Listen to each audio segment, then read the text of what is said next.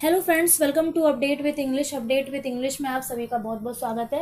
आज मैं फिर आपके सामने एक और स्टोरी लेकर आई हूँ जिसका टाइटल है a glass of milk. But story start करने से पहले मैं कुछ आपको समझाना चाहती हूँ। जैसे आपको पता है आगे बारिशों का सीज़न आने वाला है, तो अगर हल्की बूंदाबांदी होती है, जैसे बारिश हैवी नहीं होती, बूंदाबांदी, तो उसको हम इंग्लिश में क्या बोलते हैं? ड्रिजल बोलते हैं उसे, DRIZZLE, ड्रिजल। ठीक है, बूंदाबांदी। अगर मान लीजिए हैवी रेन है, बहुत ज़्यादा बारिश हो रही है, तो मैंने अब आपको क्या बोला है? Heavy rain. तो उसको हम बोलेंगे हैवी हैवी रेन। अगर बहुत तेज़ बारिश हो रही है तो उसको हम बोलते हैं हैवी रेन। ठीक है। अब मान लीजिए अगर बारिश हो रही है साथ में ओले भी पड़ रहे हैं, तो उसे क्या बोलेंगे? Hello storm. HIAL, hello. और STORM, स्टॉर्म, कि बारिश के साथ ओले भी पड़ रहे हैं। और मान लीजिए आंधी तूफान है, उसके साथ ही बारिश हो रही है, तो उसे हम क्या कहेंगे? आंधी तूफान के साथ। ठीक है। अब ये जो है, ये आपके लिए होमवर्क। अगर आंधी तूफान है उसके साथ बारिश हो रही है तो उसे क्या कहेंगे, ये आपको बताना है। ठीक है, मैं आप दोबारा से रिपीट कर देती हूँ। अगर बूंदाबांदी है, ड्रिजल। अगर ओले साथ में है बारिश के, तो वो हो जाएगा आपका हेल स्टॉर्म। और अगर हैवी बारिश हो रही है, बहुत ज़्यादा बारिश हो रही है, तो हैवी रेन, उसको हम हैवी रेन कहते हैं। अब आपको ये बताना है कि बारिश के साथ अगर आंधी तूफान भी है तो उसको हम क्या कहते हैं। ठीक है, तो चलिए स्टार्ट करते हैं स्टोरी को। There once was a poor boy who spent his days going door to door selling newspapers to pay for school। कि एक गरीब लड़का, क्योंकि देखिए पुअर का मतलब मेन जो होता है वो गरीब और बेचारा दोनों होता है।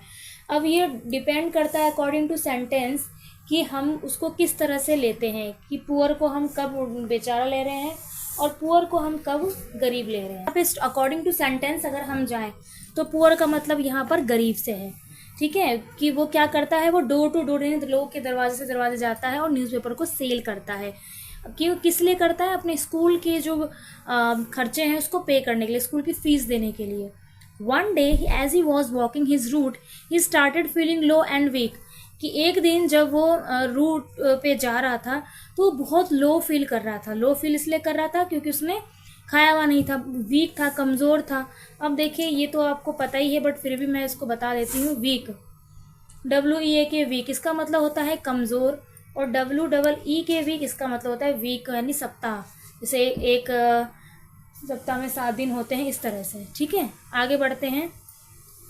The poor boy was starving. Starving मतलब भूख से वो तड़प रहा था, स्टार्विंग मतलब भूख। So he decided to ask for food when he came to the next door. तो उसने सोचा कि वो जब दूसरे दरवाजे पे जाएगा तो वो खाने के लिए कुछ मांगेगा। The poor boy ask for food but was deny every time. कि पुअर बॉय को जो है वो खाना मांग रहा था, लेकिन उसे हर बार मना कर दिया जाता था, डिनाइड। अब यहाँ पे देखिए आप, वर्ड क्या लिखा हुआ है? डिनाइड। ठीक है, आप देख रहे हैं, ये देखिए। तो DENY होता है डिनाई, मना करना। और जब भी किसी वर्ड के एंड में वाई है तो उसका पास्ट टेंस हमेशा IED के साथ कन्वर्ट हो जाता है, चेंज हो जाता है, एक्सचेंज हो जाता है। तो यहाँ वाई को हटा के IED लगा, डिनाइड यानी मना किया जाता था उसे हर दरवाजे पे। वो जब भी भूख के लिए मांगता था, मना कर दिया जाता था। Until he reach the door of a girl. तब तक वो एक लड़की के दरवाजे पहुंचा, मतलब हर दरवाजे पे जाते जाते उस लड़की के दरवाजे पहुंचा। He asked for a glass of water. उसने फिर पानी के लिए मांगा कि भाई पानी दे दो, क्योंकि उसको हर दरवाजे पे खाने के लिए मना। तो अब एंड में वो क्या किया, उसने सोचा पानी ही मांग लेता हूँ। But seeing his poor stay the girl came back with a glass of milk. लेकिन उस लड़की ने उसके स्टेट यानी उसकी स्थिति को देखकर, कि उसकी गरीबी स्थिति, उसकी बेचारी सी हालत को देखकर उसने उसके लिए दूध की लेकर आई, वो पानी की बजाय। The boy asked how much he owed for the milk but she refuse payment.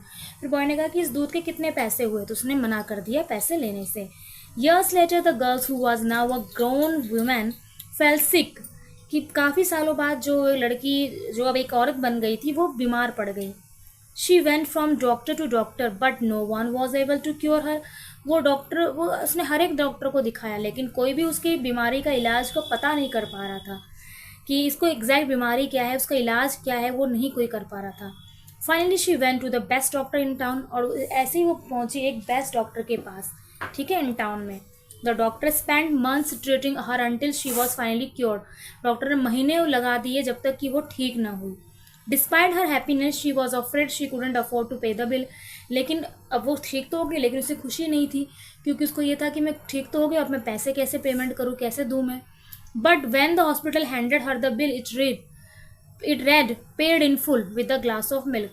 लेकिन जैसे हॉस्पिटल वालों ने उसे बिल दिया, उसने देखा कि उसमें तो लिखा हुआ है कि paid in full with a glass of milk, यानी एक ग्लास ऑफ मिल्क के बदले जो है वो बिल को पे कर दिया गया।